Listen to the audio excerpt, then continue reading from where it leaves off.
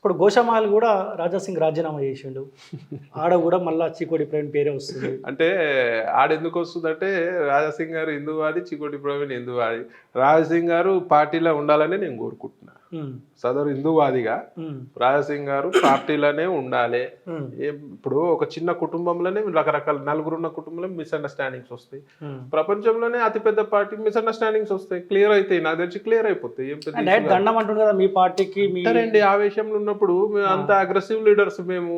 ఉమ్, కోపం ఉంటుంది, అందరు ఒక తీరు ఉండరు కదా, కొందరు కోపుకుంటది కొందరికి ఉండదు. ఉమ్, అన్న ఆ రోజు అగ్రెసివ్ గా మాట్లాడాడు, దానివంతా ఏం లేదు కదా. ఆయన కూడా పార్టీని ఆయన తెలంగాణలో ఒక సీనియర్ నాయకులు. Um, BJP one and only MLA ఉండే, తెలంగాణ సీనియర్ నాయకులు. ఆయన పార్టీకి అవసరము, ఉమ్, ఆయన ఉంటే బాగుంటది. ఉమ్, తర్వాత ఇంకా ఇప్పుడు ఏదున్న ఒక లిమిట్ వరకు, తర్వాత ఆయన సొంత పర్సనల్ విషయం ఉంటాడా ఉండడా అనేది.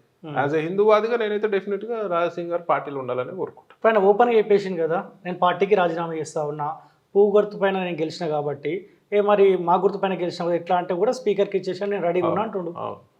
ఆయన అంటున్నాడు, చెప్తున్నా కదా. ఇప్పుడు నిన్నున్న కోపం ఇవాళ ఉన్నది రేపు ఉండదు. ఉమ్.